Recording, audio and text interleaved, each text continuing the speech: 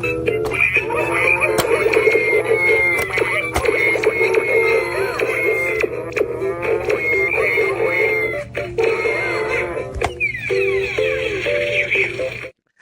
from New York, it's Ask an Engineer. Hey everybody, and welcome to Ask an Engineer. It's me, Ladyada, the engineer, with me on Mr. Ladyada on camera control and voice I'm control. on Mr. Camera. He's on Mr. Camera. We've got a jam-packed show today. I mean, we're gonna try to finish at around 9 o'clock, but it's going to be a big push. Tons of new products and video clips, and it's not out yet. We got the INMPI and from the mailbag They're like and on from job board, whatever. I don't know. There's just so much stuff here. So much so that I mean, the CPU is like 25%, which is pretty high for an M2 Mac. Let's get right into it, Mr. Ladyada. What's on tonight's mega show? On tonight's show, the code is Sensei, SENS. It'll all make sense when we get new products, but you can use the code now. Expires tonight at midnight Eastern time. Talk about some of our live shows, including Show and Tell, which we just had a moment ago. We will go over Desk of Ladyada, which we had earlier in the week, including some great search. Have some CircuitPython news and more from the Python Hardware newsletter, some open source hardware news, products, projects, code, learn guides. We have some advanced manufacturing, it's live factory footage from Adafruit, some 3D printing, INMPI, where we introduce new products. Brought to you by DigiKey. This week it's Silicon Labs. We have a ginormous top secret section. This week we got new products. We answer your questions. We do that on Discord because there's so many places to stream to. Can only do the questions in one spot. So go over on Discord and put your questions there. We'll get to them at the end of the show, or we'll intersperse them between things if we can. Adafruit.it/Discord. All that and more on, you guessed it. Dun, dun, dun. Okay.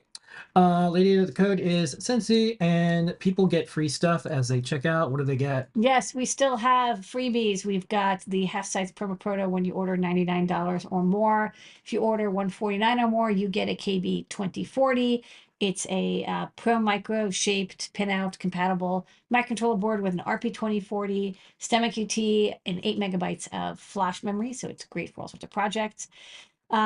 199 or more, you get free UPS ground shipping, and we'll talk a little bit more about that UPS ground shipping in a moment. And $299 or more, and if you purchase, you'll get a free Circuit Playground Express all-in-one development board featuring the SAMD21 with 10 RGB LEDs, buttons, sensors, accelerometers, capacitive touchpads, and more. It's great for learning Arduino, MakeCode, CircuitPython, MicroPython, Golang, Microlisp, what have you. Code.org, CS Discoveries. It's supported by this wonderful all-in-one board that we have back in stock. Okay, and then in the news, because some of you will ask or know about this, or it might be nationwide or worldwide news soon. The Teamsters, who are the union who represents the UPS workers, 340,000 of them, are basically saying, like, we're gonna go and strike. So we have multiple ways for you to get your packages. We have Postal Service, we have DHL. We've always used UPS because we get the best rates with UPS, but we're flipping the switch on FedEx. So you'll be able to get your shipments no matter what. It's going to probably, if this happens, this is going to be one of the most disruptive strikes probably in the world. It's a huge chunk of like the gross domestic product. Look, there's 350,000 people who move packages around, and they Yeah, and right now, as this is a screenshot from one of the various news sources, it looks like they're closer. So today, Lady and I were at the UPS depot, and we're like, "Hey, what do you think's going to happen?" And dude said, "I think it's going to happen." And I said, "Well, we're ready." And he said, "Well, I'm not." So we'll see what comes out of this. There's a bunch of things that the UPS workers and their union representative want, and there's things that UPS organization needs to do or has to do. I will say there's just one little sliver that I'm just going to talk about this because this could turn into a contentious thing. One of the things that the UPS drivers are saying is they don't want surveillance cameras inside the trucks. I actually agree with that because we've talked with our team about how we want to run Adafruit and the culture we want to have. And it seems to me like if the UPS drivers, there's dash cams, there's all this other stuff, but a camera just focused on them specifically. Either you trust your workers and they're working and this is something, and there's metrics that make sense that you're measuring. It seems a little weird to have a permanent camera on, especially because we all know what's going to happen. It's going to have AI stuff. It's going to have like you're not, you didn't move enough, or you moved too much, or something. Yeah. It seems intrusive, and I think that's one of the things. And I don't think that people should have a camera on them at all times. It's just maybe I'm wrong, but Adafruit is a company too. We don't have surveillance cameras on our team. We don't do keyloggers. We don't. There's a lot of things that when you look at how we do stuff, we're just like, to get trust, you give trust. So we just decided to go that way. And I'll tell you, from a company that's 150 people ish over the course of years, I don't think we have as many problems that other companies do, because we trust one another, and we hire good, and we listen to people. I understand there might be some safety reasons, but probably not for UPS putting a surveillance camera directly on the person. I'm not talking about like dash cams and other stuff. I'm just talking about the inside of just on the person, the driver themselves. So I hope that's something that they could negotiate and just say maybe there's a It's all on the compromise. table. If it's about theft of like some, the outside of the truck or the things, that's one thing. But well, the way I understand this is it's very specific. So, anyways, I think that would be good to reconsider if that's one of the sources of contention. Just my opinion. Next up, on Desk of Ladyada, which we do every single Sunday, Ish. we have two parts. Part one, you show a bunch of stuff you've been working on. Okay. First off, it's America. Second, I made the Matrix Portal S3, and I talked about that. So that's an update to the Matrix Portal M4. 7051 chips are unavailable for at least another year. I am kind of tired of getting some, not getting some. So trying to redesign a lot of our products that use the 7051. So the Matrix Portal is first up, getting replaced with a ESP32S3, which is a more than capable chip. It should have at least the same capability. It also adds Bluetooth Low Energy. It has 2 cores, so it'll do great. It has Wi-Fi. And we went through and made sure that all of our CircuitPython and Arduino demos still work. And then I also have a QT Py audio board that I showed off, that adds micro SD card plus I2S amplifier, and also this Metro RP2040 prototype, which is getting close to being finished. They do the great search. This is when Lady use her power of engineering to help you find things on digikey.com. What did you help people find this week? Um, so the Metro RP2040, one of the reasons I like the Metro layout is it has DC jack support, so you can plug in a wall adapter. And yes, USB-C PD is slowly replacing that, but for at least another decade, there's going to be DC jacks that give you, 9, 12-volt power. And sometimes you need, a lot of current, you need a lot of voltage, and you don't want a USB power delivery thing. You want a plug that does the job. So these plugs are common and available on DigiKey, and I go through S&T versus through-hole, thin pin versus thick pin, 2.5 versus 2.1 millimeter inner diameter, different things to look for, different ratings, and what to watch out for with that internal switch that is often misused. So check it out. You might also learn about guitar pedals and why they are center negative. Okay, and then also part of our live shows that we do. Tim was on our show and tell this evening, and you can see all about the innards of Circuit Python and more on Deep Dive with Tim each week. We did do our show and tell right before this. It's an epic long show, so do watch the entire thing. We had I don't have a favorite, but I really did like Mouse's synth, because we got a musical guest to play us out. So if you want to check out some interesting, Some people might have a house band. We had a mouse band. we had a mouse band. So do check that out. That was part of the show and tell that we did this week. Let's do some Python on hardware news. The first part of this is, don't forget to subscribe to the newsletter. Kattni's guest editing. Along with Hub report to Kattni. Paul C. Yeah, and this week, CircuitPython 8.2.0 release candidate 1. You can check out the changes and more. There's enhancement of synth.io and the RP20 alarm sleep memory. Of course, bug fixes. Yeah, there's a cool interview with Phil Howard, who did the Bluetooth MicroPython stuff. Check that out. And then some of the folks that were in the show and tell, we have some highlights. You could check out this continuous cap touch controller circuit. And yeah, and then lots of Python projects, of course.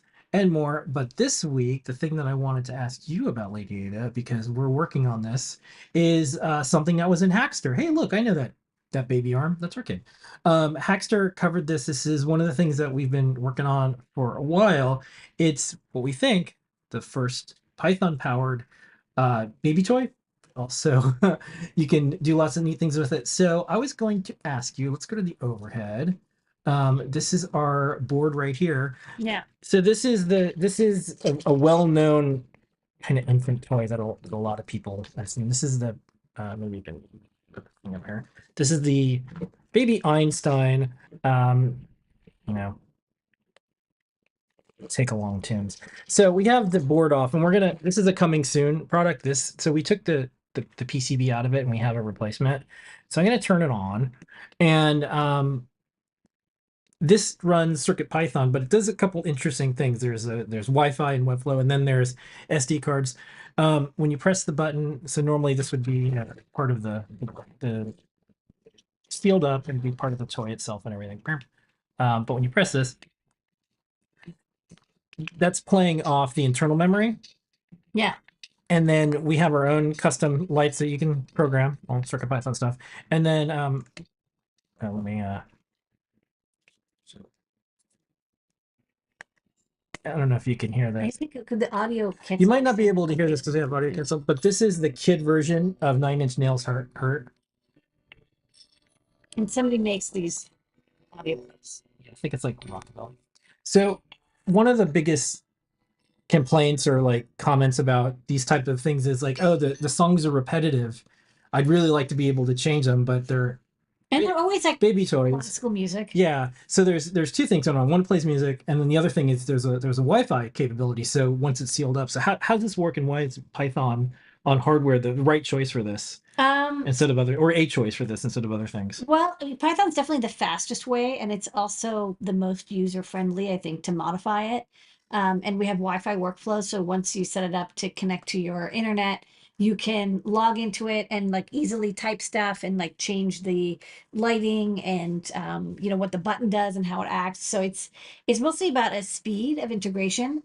And also again, like native Wi-Fi workflow means that you can edit and change the files, something that if you're using something like Arduino or Zephyr or whatever, you can do over the air programming, but you can only change like all the firmware at once. You can't edit the file, like you can't drag and drop files easily.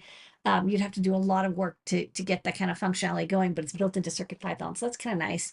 And also playing audio and doing audio mixer support with I2S is like built in, so that's also super easy. It's like you just import, audio core and you're ready to go. And NeoPixel support, you can have animations. So basically everything was just ready to go. It made it really easy. I could, the hardware was hard, but doing the software only took like a half an hour. So I think this is going to be a neat reference platform. We're not getting into the baby toy business, but it's a neat reference platform for people who want to do audio.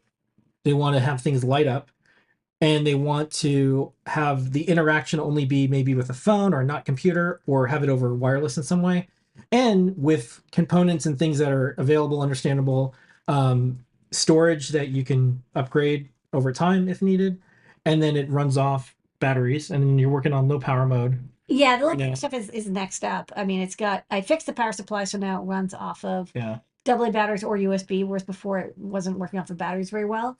So the next thing is figuring out how I want to do light sleep and deep sleep mode. So probably you'll do light sleep for 2 minutes. So it's like if you press the button, it'll immediately start playing. But if you don't do anything with it, if if it's not playing audio and you have to press the button in like 2 minutes, it'll go into a deep sleep mode, and that way you don't have to remember to turn it off because we left it on and that freed the batteries. Yeah. So I thought this would be like a really good real world example of like, we say Python on hardware, like, well, what can you actually do with all this stuff? And putting these things together is really hard. Yeah. This is why, kind of the joke that Lady and I talked about is so over 15 years ago, maybe, when Make started, every, I don't know, month or so, we'd get an email at Make. I was there at this as a senior editor, like, oh, I'm gonna have a kid soon. I'm gonna totally hack baby toys and like do all this stuff. No one ever does. It's really hard if you don't have because you're busy with kids easy and stuff. software. And there was really no way to do this, certainly not that a mere mortal could do. So now, almost 2 decades later, it seems like all the pieces are together now. So we think this will be a cool reference board. We'll talk about this in the new product section because it's going to be coming soon. Future product designer could be for classes. We don't want to do injection molding or anything like that. We wanted to have this fit into something that people could get. And then when I kind of polled informally, everyone has one of these. Everyone has. Yeah, they're everywhere. They're back, so they're very very common. I was talking to someone who's doing a guide with us, and they're like, "Oh, I have two. I don't even know where they came from." So that's this week's Python on hardware. Some real world examples. Don't forget to sign up for the newsletter delivered every single week.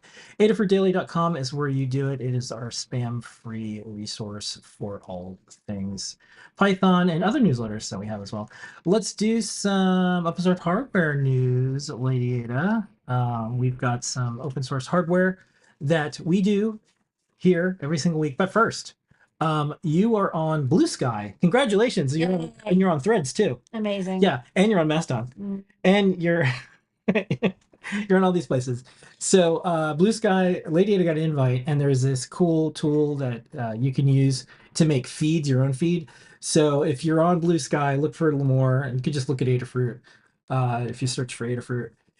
And the way it works is you anybody who says open source hardware, open dash source hardware, or the combination's open source hardware, it's a feed. So you could see That's that. like a filter feed. Interesting. Yeah. Okay. So you can see that. So anyways, that's one that's provided for everyone. We took a look at it and we're like, okay, let's try to do this.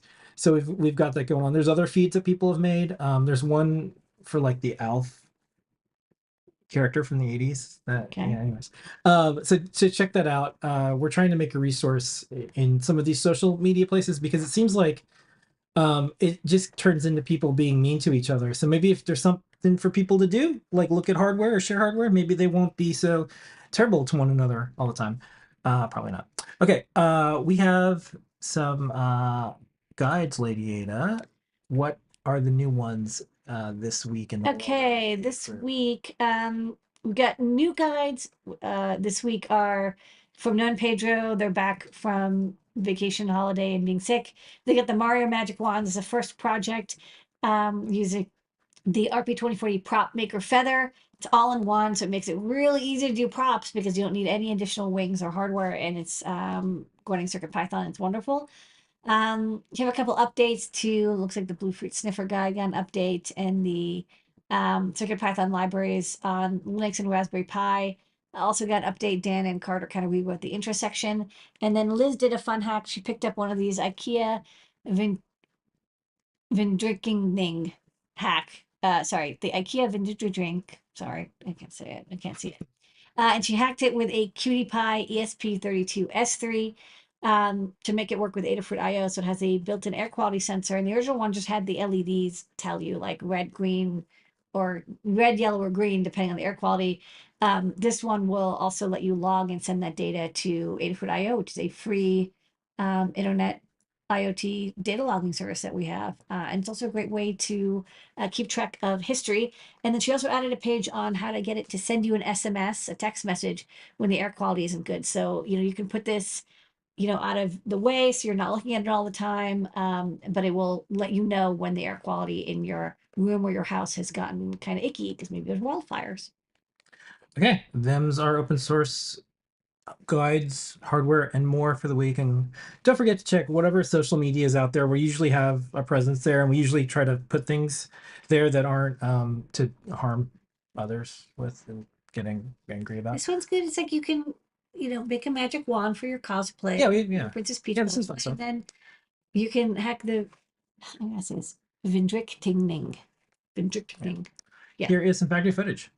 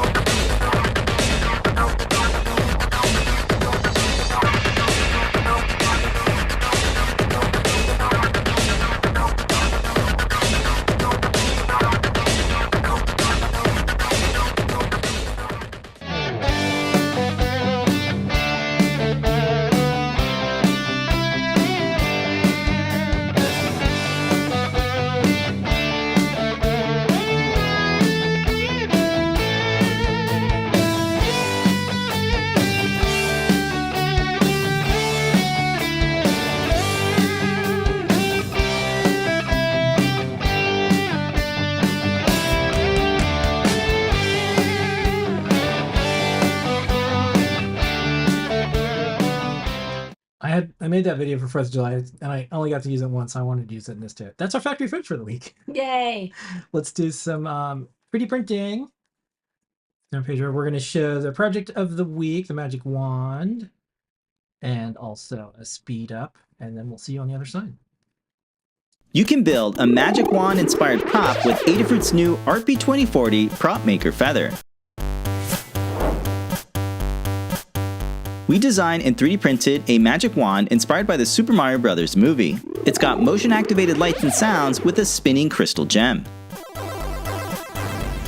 This new feather is an all-in-one dev board that features an iTwist amp, accelerometer, NeoPixel driver, servo header pins, stemma QT, and screw block terminals. It's got the RP2040 chip with 8MB of SPI flash, 21 GPIO pins, and LightBoat battery charging over USB-C. With CircuitPython, the board acts like a USB drive so you can easily customize the code with just about any computer. You can modify the code to fit your project. Just change the values such as the NeoPixel color, speed, or the accelerometer's threshold. We think CircuitPython is the best platform for creating advanced props with motion-activated lights and sounds. Get the parts to build your projects from the Adafruit shop. Links are in the description. Download and 3D print the parts in your favorite filament. The crystal gem is printed in a white-colored filament for nice and even diffusion. Screw block terminals make it easy to connect NeoPixels, speakers, buttons, and switches. Mounting holes allow you to securely embed the board directly to your projects. It's easy to plug and play servos with jumper cables to the prop maker's onboard header pins. To learn how to build this project, head over to the Learn Guide for a full step-by-step tutorial. We hope this inspires you to check out the new Adafruit RP2040 Prop Maker Feather for your next project.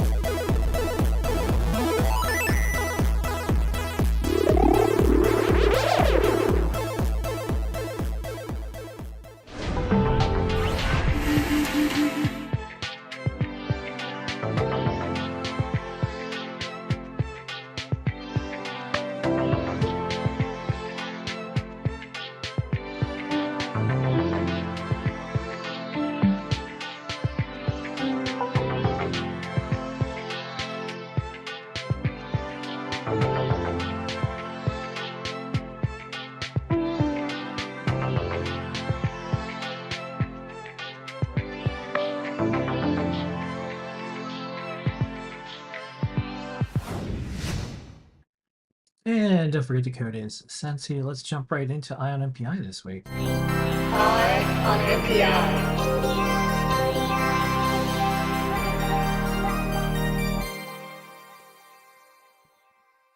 Eye on MPI brought to you by DigiKey. This week at Silicon Labs. Ladyada, what is the new product introduction this week? I'm glad you asked. Yes, this week is from Silicon Labs, which I call Scilabs, even though I know that's not technically their name, but I'll try to remember to say Silicon Labs. So this week's Eye on MPI is on. Oh, maybe you can hide us or. Oh yeah, we're gonna go. Okay. For the Silicon Labs EFR 32 MG24 dev board, but also the chips. This is an adorable little dev kit that's under $40 and is a great way to get started with their chipset. It has a debug interface as well as you can see STEMMA QT/quick sensors, a microbus compatible GPIO port that's also 0.1 inch spacing for easy connectivity.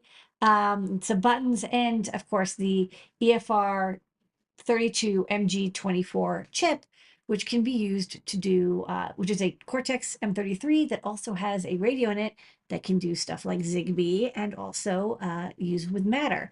This is a series of chips that's used in that dev kit. So we're going to kind of talk about both because if you get the dev kit, it's probably because you want to integrate this chip into your design.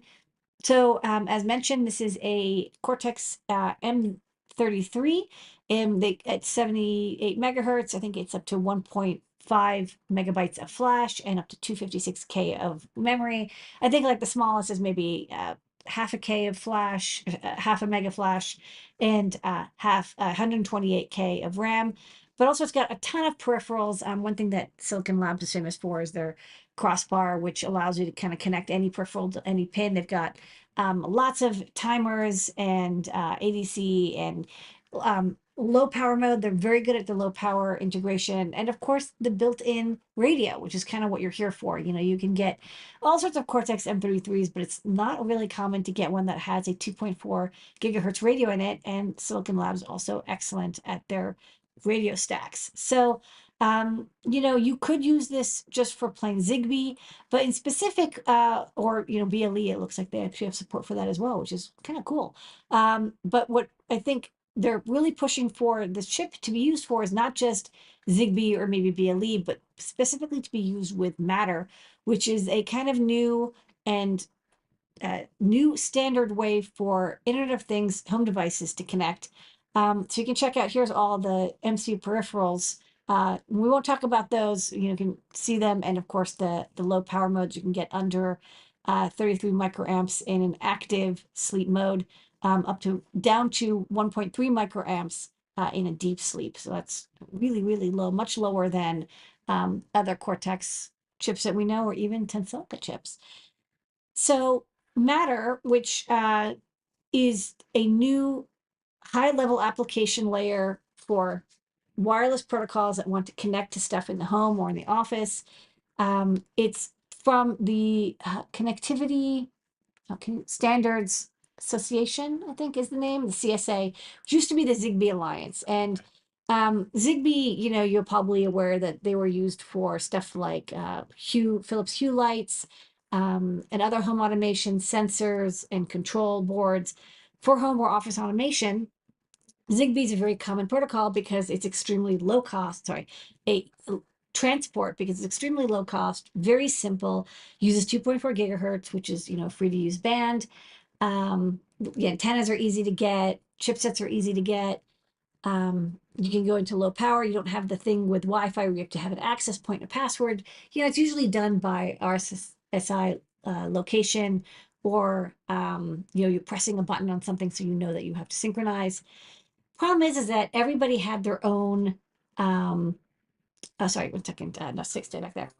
Everybody had their own Zigbee or other low-level protocol application level on top of Zigbee that would make it not work. So for example, your Hue lights would not necessarily work with any other controllers or light systems that you'd have in your home. So every time you bought something, you'd have like these little siloed platforms and integrations that wouldn't mesh together, pun intended. So the idea behind Matter is that you would be able to interoperate with any device and controller inside the home. So you won't have to sort of start from scratch with creating custom gateways and custom applications and protocols. For each little device, you can have a temperature sensor and it'll work with everything that already exists in the Matter ecosystem. And this is useful because so much stuff in IoT has different transports. So for example, you might have, you know, an AirPod or HomePod that uses Wi-Fi, and you might have, you know, a Facebook portal and that connects over Ethernet. You might have stuff that connects over Bluetooth or cellular or Zigbee or Z-Wave, or even LoRa or 433 megahertz bands. All these transports usually, not only are they, of course, you can't have Bluetooth connect directly to cellular without having a gateway, but also the application layers above them would be customized. So if you look at what was often called the 7-layer OSI model, the transport layer 4 and below, you know, that's what is Ethernet, Wi-Fi, Zigbee, whatever. But then everything above that, layers 5, 6, and 7, would also be custom. And that's what Matter is trying to replace. So don't think of Matter as something that is inexorably tied to Zigbee. If you're creating something with this Scilabs chipset that uses 2.4 gigahertz, the goal is that it would be able to interoperate with devices that are using Z-Wave or Bluetooth or cellular or Wi-Fi, because they would share that upper 3 layers. And speaking of layers, don't forget 7-layer burrito. Also another example of 7 layers. So we're talking about sour cream and above here. All right. Matter. So, and this is a nice diagram from Google, and speaking of Google, this is one of the nice things about if you decide to go with Matter is that no matter your protocol or your hardware, Google, Apple,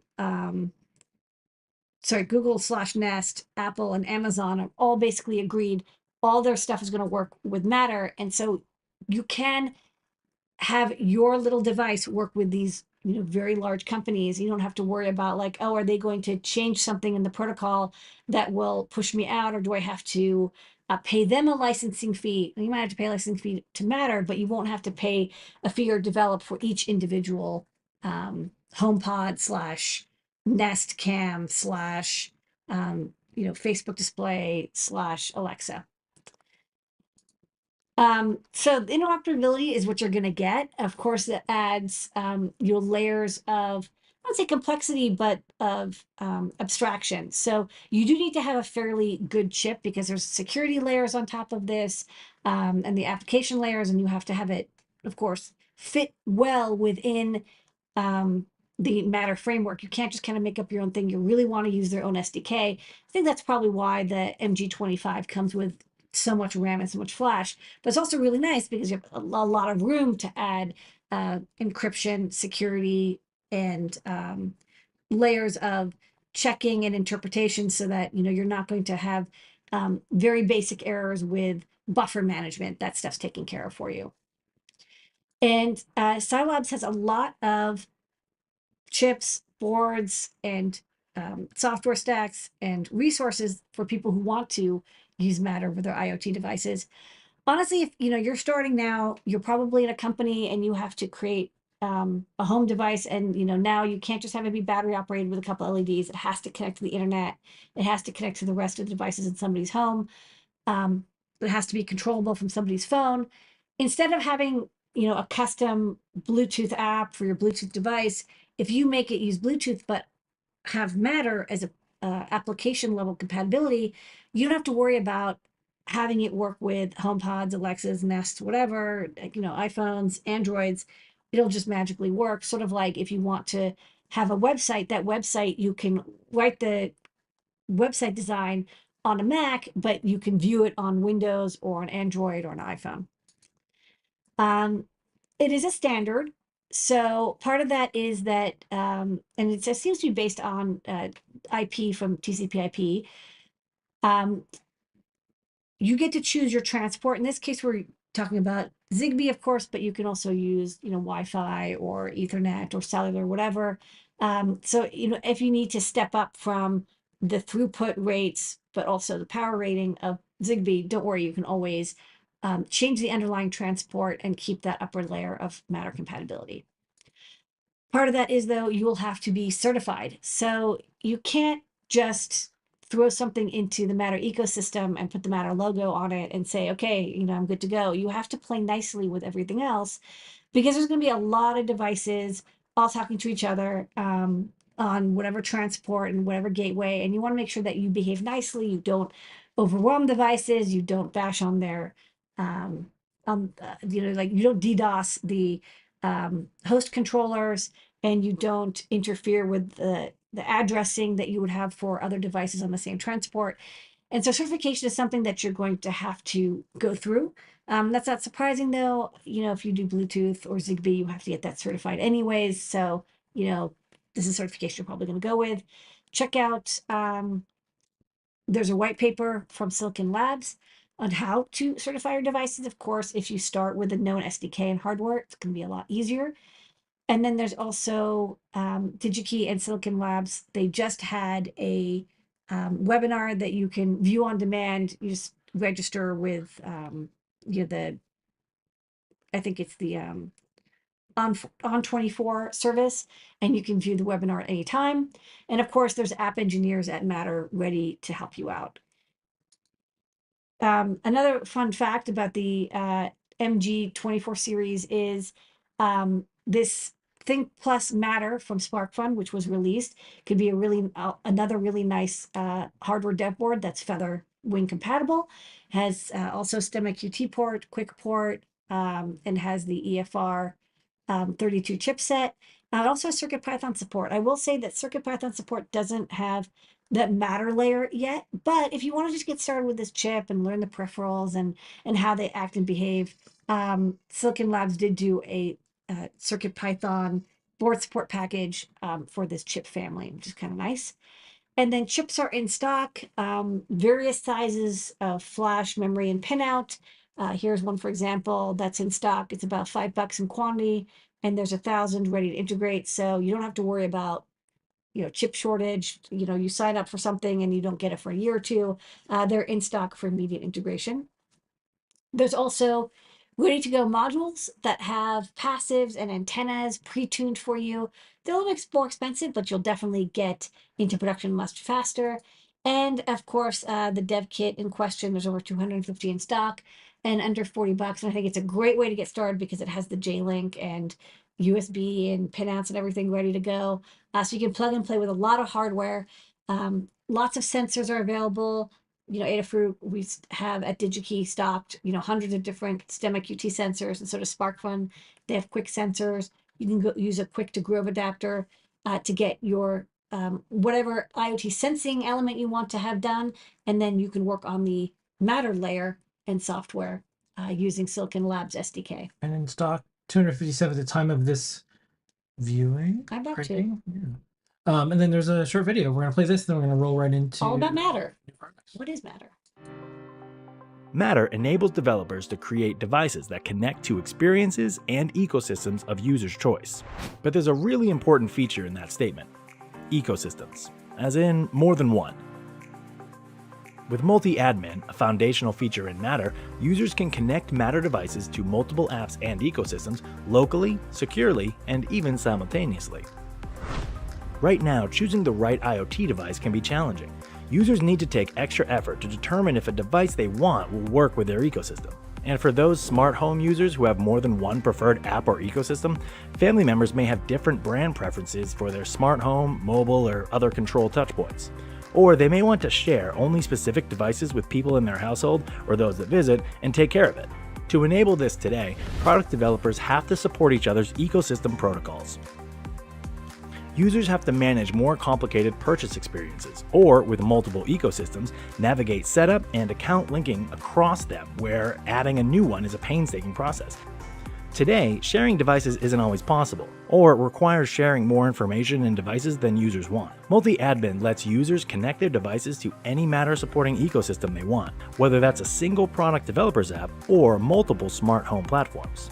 Users can control which devices they share with which systems on an individual level, and can easily add multiple devices to a new ecosystem to try out new experiences.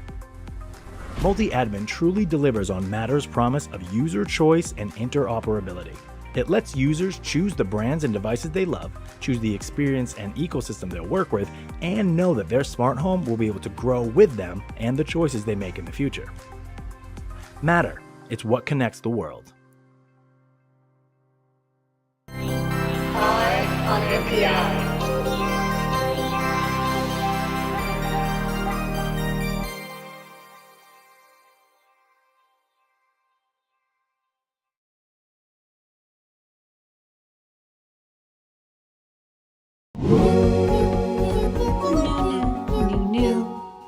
New.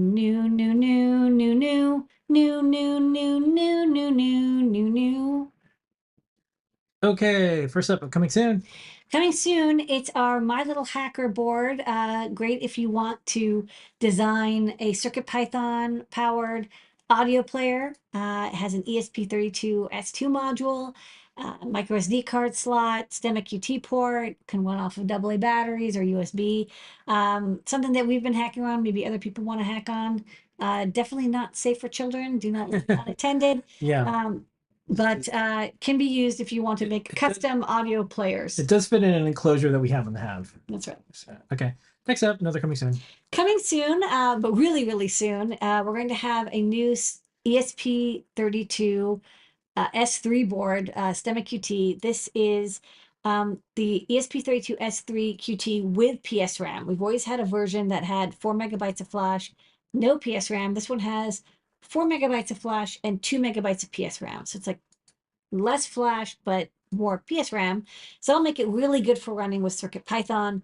Otherwise, it's actually pretty much the same thing. The chip looks identical. It's just it has the more memory bonded inside of it.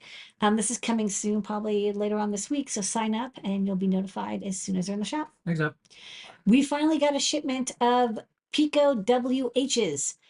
So this is a Pico W you know and love. It has the RP2040 and 2 megabytes of flash. And the CY43439, I think is the part number. Wi-Fi, Bluetooth Classic, and Bluetooth Low Energy module. This one has headers pre-soldered in, so you can plug and play it into breadboards or dev boards or extension boards, whatever. It also kind of works with a standard 40-pin socket, which is a fun way to make it easily removable. We also have the Pico Ws, I think, in stock, but there's some people who want to have headers pre-soldered so that they don't have to do any soldering at all. And now we have them in the shop. Next up. To go with the to go with the Pico WH, but also we'll work with other devices that have a JST SH compatible 3-pin header, is socket and plug versions of these JST SH connectors. So we don't actually have anything that uses this cable other than it plugs into the Pico W or non-Pico W, non-W Pico H. So you see that the debug port that sticks up. If you happen to want to plug into it, or there might be in the future be some designs that have JST SH 3-pin connector, this would do the job. We use the same color ordering as the PH version of the stemma, but it's kind of like we had to pick something. So the pins may not match, ground may not be black, depending on what you connect to. But we figured we'd get these in the shop. They might be useful for people who have something with these 1mm pitch connectors on there. So there's a socket. And then we also have the version with plug pins, one of each. And then, like I said, let me go back.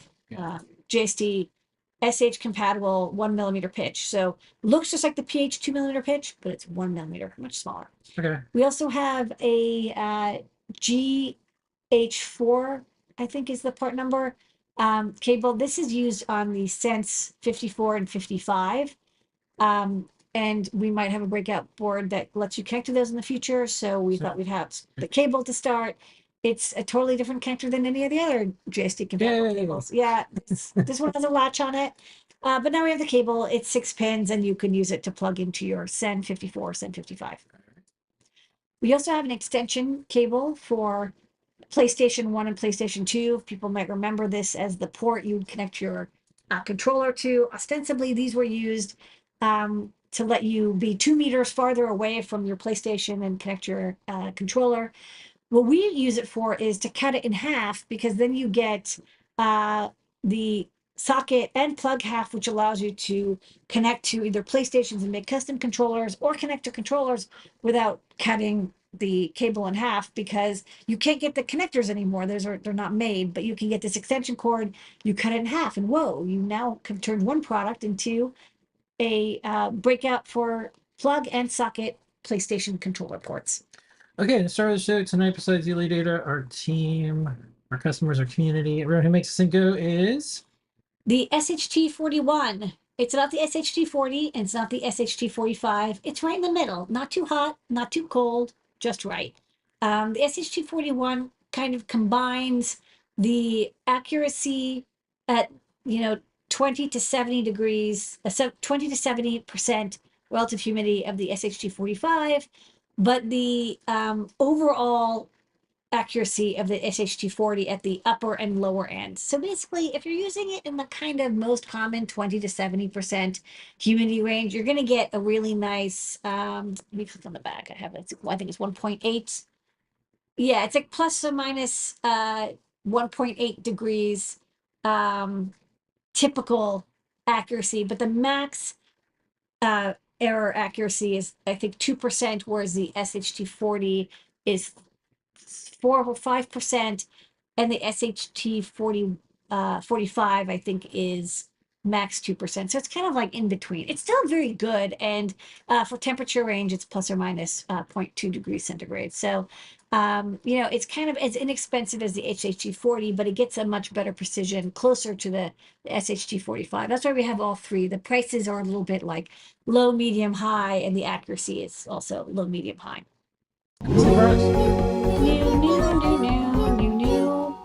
New. Okay. Like I said before, the code is Sensei, and we're gonna roll right into top secret. So here's what's gonna happen. What's gonna happen?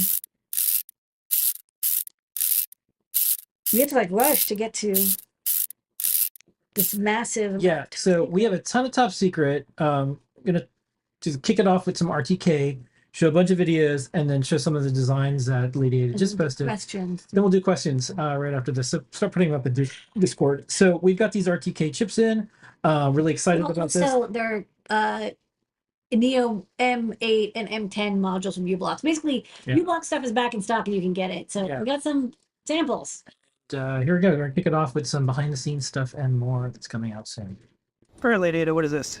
This is better than ice cream. It's me getting back to a 2020 design and wrapping it up. This is the ZF9R Rev 3 firmware from uBlocks. This is a real-time kinematics board, so it does high precision GPS. Like, we're talking about centimeters here, much better than the couple of feet or couple meters of standard GPS. It's a little bit more expensive though. This is a cool module. Check out that huge ground plane underneath. I actually started this about September 2020, and that shield design. And it was actually pretty much ready to go. I ordered PCBs, and then boom, I couldn't get parts. But now, look, I have a whole reel of 10, or cut tape of 10. This is like, $200 a piece. So this is like a $2,000 type of components, which is a pretty big deal. I also got these cool GPS modules, the M8Q and M10Q from uBlocks. So there's going to be a uBlocks party up in here. All right, Ladyada, what is this? This is a prototype of a DIY USB hub, and I soldered a header onto it because I want to test it out. It's a 4-port hub, so when you plug in USB on this side, this gives you 4 ports, so you can see power, data plus, data minus, ground 4 times before 1, 2, 3, 4. And then this is a duplicate of the USB host port case, so you don't want to use a connector. And then on the other side, I've got one of these. These are like there's nothing intelligent about them, USB breakout cables. So this is just from a port to header. There's no USB chip inside or anything. And then I've got like a Trinky in here just to test it out. And then when I double click this, that's green, it means enumerated. And then on my computer, it shows up as a disk drive. So test out all 4 ports. So this is going to go in the shop soon. It's a, I think, SL 2.1A. So it's a USB to 4-port hub. All right, Ladyada, what is this? This is America. Yeah. Happy 4th of July. I'm testing out a prototype. This is an iSpy screen. So all of our TFT displays, we've basically converted them to use this iSpy connector, which is an 18-pin FPC, which means on the other side of this, I can have something like this board for Raspberry Pi. It's kind of hard to see because it's green on green, but this is what the PCB looks like. It's got the 2x20 connector, so it works with all the Raspberry Pis. And then Phil, you helped me design this. You're like, let's put 2 buttons, yes. So 2 tactile switches. And then there's a slide switch for like different mode selections. You can do whatever you want. And then an iSpy connector and a Stemma QT. And then on the opposite side, well, there would be a 2x20 header, but I haven't soldered it on. But it plugs into your Raspberry Pi here and makes it really, really easy to like make an animated GIF player with different animated GIFs. So happy 4th of July. Board coming soon to the Adafruit shop. All right, Ladyada, what's this? This is a RP2040 Metro board, kind of what it says it is. It's a Arduino classic shaped board with all the header pins and all that. But it has an RP2040 and all the GPIO and a micro SD card that's also hooked up for SDIO if you want high-speed reading. There's a NeoPixel I'll have to solder in, a debug port, SWD, all the ports and everything. And the last thing I do whenever I make a Metro is I check it out with our capacitive touchscreen because it does SPI and I2C. Yay, it works. Love that for us. This is the shield plugged in onto the board. So now I know all the GPIO work because I tested it. SPI works. I2C works. The debug port works. I plugged it into my J-Link. So all I have to do now, and the SD card too, all I'll do now is do that final silk screen and order PCBs. Bam! Let's start doing that. Early data, what is this? This is me testing out my prototype for the audio BFF board. BFF boards are these little microcontroller add-on boards that plug into a Cutie Pie or Xiao breakout microcontroller to add more capability. So we've already made one with a micro SD card, and we also made one with an I2S amplifier, and now I've got the one that mixes them both together. So it's got micro SD and amplifier, which means it's perfect for playing audio through this Pico blade to up to a 3-watt speaker. So I plug it in. I've got a little bit of Circuit Python code running on this that'll play all the WAV files that are on the micro SD card in order. And then get some Taylor Swift going. Got some White Stripes going on. And then finally, the Happy Song by Imogen Heap. So very good for making audio playing projects. Very, very tiny. It's all in one, and it's coming to the Adafruit shop real soon. Bam! Early data, what is this? This is LED Sand. Oh, a fun demo. This is our kind of all-in-one demo for the Matrix Portal, and this is my latest Matrix Portal board. Flip it around here. So this is the Matrix Portal S3 demo. So originally we had the Matrix Portal M4, which had a SAMD51 and an ESP32 coprocessor. And then I actually designed an unreleased version of the Matrix Portal with an S2. But then the S3 came out, and the S3 actually has a really cool built-in peripheral that makes driving RGB LED matrices really, really fast. This is my prototype, not quite silkscreen ready, but it's got all the same hardware and same pinout, stomach QT and reset button, a couple GPIOs, NeoPixels, and of course the accelerometer, which makes it perfect for doing LED sand demos.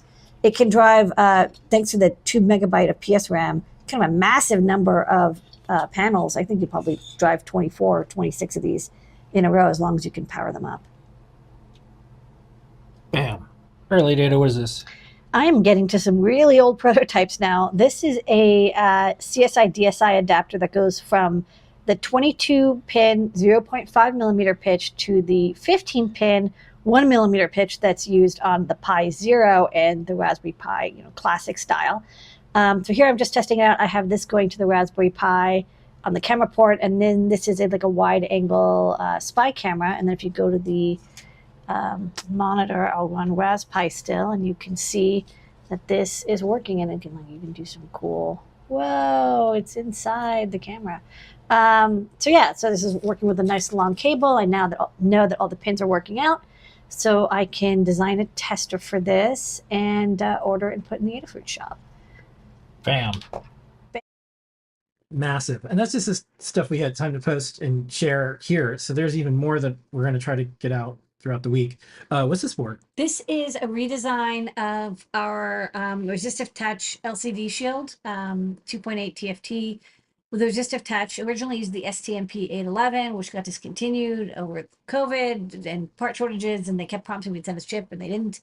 So I changed it around to use a TSC 2007, and I just finally got around to I've gotten through 350 redesigns, and now this one is up next. Unfortunately, I left the hardest ones for last, but that's kind of how it is, huh? And so this one had a kind of a fresh redesign, but I think it should be good with the TSC 2007. Use I2C, not SPI. I think it should be okay, but we'll see. It also, added a stomach QT port. And this is coming soon. This is hot off the press here. These are from, these RP 2040 clue. The RTK stuff was from 2020, mid 2021. I designed an RP 2040 and an ESP 32 S2 or S3. S3 didn't exist at the time, but I would definitely use the S3 now to get Bluetooth Low Energy. And these are Clue boards. So this is the Clue originally used the NRF52840. We still have some of those in stock, but all the sensors got discontinued. So, or the prices tripled. So have to do a bit of a redesign on these.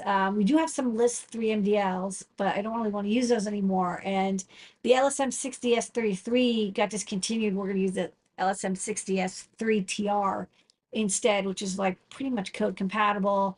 And the microphone also got discontinued, but we found a pin compatible one. Anyways, it's just a joy. And then this is a version, it's kind of interesting. We had to tuck I was going to, my hand goes to the antenna. Yeah, good work. We had to tuck the antenna underneath the STEM QT port because, we can't move any of the stuff over there. It's fixed position. And I wanted the antenna to be out, but I think I couldn't rotate it. This was kind of like my best way of handling that. Okay, and then Top Secret's going to be two-part because we have a My Little Hacker segment that we're going to show kind of the first glimpse of a project we've been working on for a while. My little hacker, building with you is magical. My little hacker, it's time to build and share. Okay, so before I show this, I just have to make it super clear. Shawshank Redemption is one of the best movies of all time. And the reason why it's one of the best movies of all time is it has a really good positive, because there's not a lot of fictional stories that have positive male role Is models. this Pyrus, but like modified? Yeah. But it's such a good movie, people don't care about the font. But the Tim Robbins and Morgan Freeman characters, absolutely fantastic. One of the best stories, buddy stories ever. And you just don't see a lot of stories like that. You don't see a lot of this. So one of the projects I've wanted, Because Stephen King isn't doing cocaine anymore. yeah. So one of the projects I've wanted to do for like 10 years is to have a Teddy Ruxpin. This is an animatronic bear that reads to kids. There was one in the 80s. Another one came out in 2017 with Morgan Freeman's voice reading Shawshank Redemption, or at least some of the parts from the movie where there's just some beautiful speeches and how things, happen. So if you can get the bear, this is going to be in two parts. So we got it working. We're going to be posting a code soon.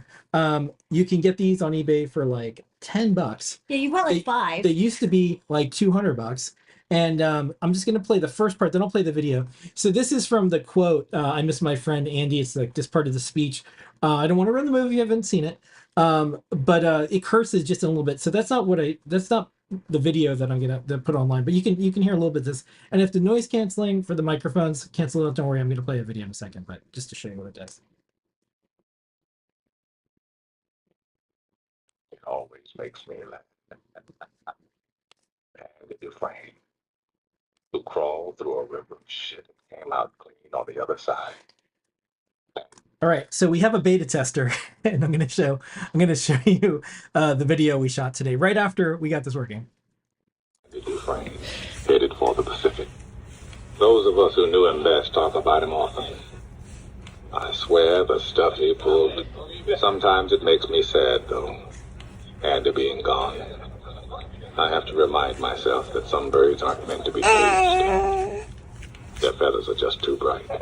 And when they fly away, the part of you that knows it was a sin to lock them up does rejoice.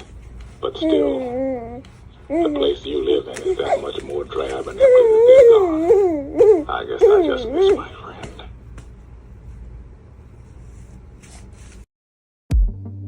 And that's top secret. So we'll be posting that code shortly. Go to eBay, get a Teddy Ruxpin Bluetooth, or they'll say Teddy Ruxpin LED eyes. They're going to probably get all bought up off eBay soon because this will be a popular thing. Okay, we're going to roll right into questions.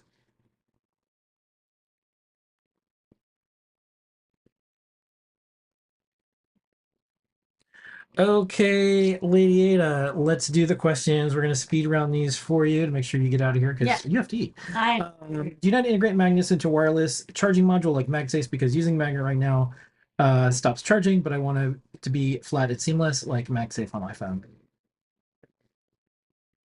So how would you use magnets to charge something? Beep, beep, beep. Into a wireless charging module like MagSafe. Yeah, you know how I have the little phone? You know, I Yeah. have in my phone, but this can still charge on a mat. So there's magnets that are on this. I guess MagSafe I thought is the plug that goes into the side of a Mac then. I think it's either yes or similar, but but there is a magnetic backing for these. Yeah. These things stick on it. So How do you integrate magnets to a wireless charging module like MagSafe? Because using a magnet right now on a charging module makes it interfere with the magnetic field and stops charging. Well, yeah, it uses, there is there's a magnetic, there's a field that's how it charges. So I think you have to have the magnet outside of it, but it can't be interfered. I actually don't know. Someone in the Maybe they have little Discord chat miniature- posted a link. I think there's a reference to how this is. Yeah, you might have to read up because it uses inductive coupling, and a magnet will interfere with it unless it's in the right location. So there's probably a way that you could have multiple small magnets kind of spread out. Maybe that would work. I don't know. Okay, I've been wondering, there's a bunch of chips that are customized for this or that wireless protocol. Has anyone done a simple ARM customized for SDR, leaving the if IF stage. stage and antenna, not to mention software, to the application designer? There are lots of radio chips, like I think the CC 1011, like TI has like the CC series. And I've seen these used in SDR, like low complexity, low frequency SDRs, because you can have a lot of control over the chip for both transmit and receive. Okay. Do the RTK modules have more accurate time too? I don't think so. I think that absolute time is going to be always the same, but I think GPS doesn't promise anything better than once a second timing precision, because RTK uses a different timing protocol to do the triangulation for precision locations. Like you need to have you get the overall location from the satellites, and then you use the multiple points for triangulation to do centimeter level quality above that. So then you reference it against the known absolute location of one base station, and that gives you the accuracy over like the Earth. Okay. Do you know if the U-Blux modules need additional transmitters on the ground for the centimeter accuracy, or will it do that with the satellites alone? You need ground control. GPS, there's no way to get better than 10 meter or whatever accuracy from GPS. It's just not possible. You need to have a ground transmitter to use as a reference location, and then you can measure the centimeter distance from that, and then like add that to the generalized distance with 10 meter accuracy to get you like that sub meter accuracy. Okay. Will there be another Xilinx FPGA in the shop? I don't know. I mean, Xilinx FPGAs I think are still a little hard to get. Okay. When building a boost circuit, is it possible to limit the current draw? How? Usually there's current limiting on boost converters based on the switch itself, but you might want to have a current limiter on the output. You can use fuses to do that. Whether or not you can actually limit the overall current, that's actually, you'd use a separate circuit to do current limiting. I think you can use a crowbar circuit. So as the current increases, your VBE over some diode increases, and that slowly reduces the amount of voltage and then the amount of current. So that's how to do it in analog, but whether a boost converter has it built in, you'd have to, either you'd have to pay for a fancy boost converter like Linear Tech or something, which would do that built in, or you add the circuit on the input or output to create the limitation. Okay. For the toy hacking board, if the toy is on it runs, the battery is very at a very low voltage with ESP subject to brownout. If the voltage gets too low, is there automatic shutoff? Is there any way to read the battery status, or would that be a quick board addition? You can read the battery status from a voltage divider and then decide what to do. But there's built-in brownout management on the ESP32. That's very common because people run off of LiPo batteries that the voltage gets too low. So you can decide what to do. I mean, the software is easily adaptable. It's in CircuitPython. Or you can use Arduino. Yeah, we think people are going to do a lot of neat things with it because it's a very good, just standalone like music light thing. And this is kind of a reference platform for people who want to build stuff like this and then have like a Wi-Fi workflow or have expandable storage on it, or take the design and turn it into something else. So it'll be posted up. We have a guide coming. The GitHub repo and everything will be up. So like the repo for the software is up. The hardware isn't up because I don't think Evo did it today. Yeah, so it'll be OSHA certified as well. That's the questions for this week. Okay. Good job speed rounding it, Ladyada. Thanks so much, everybody. That's our show for the week this week. Since you used a code, please use it by midnight tonight. Keep us in business so we could pay for all these teddy bears. I know. There's like 5 billion being just kidding. Well, we've taken apart a bunch, so we're gonna do some internal hardware hacks. We have some fun things to do with these. What I do is I have an eBay watch and I look for them for $10 plus shipping, and they're available because a lot of them have little cosmetic flaws, and no one wants an old teddy bear with cosmetic flaws except for me. But there's like hundreds of dollars of electronics in there jammed in there. Or The motors are really good. I mean, the mouth movement, it's whatever they use to move it. It's a very nice design. this has been an Adafruit production. We'll see everybody next week. Here is the moment of Zener. Thank you, everybody. Bye, everybody.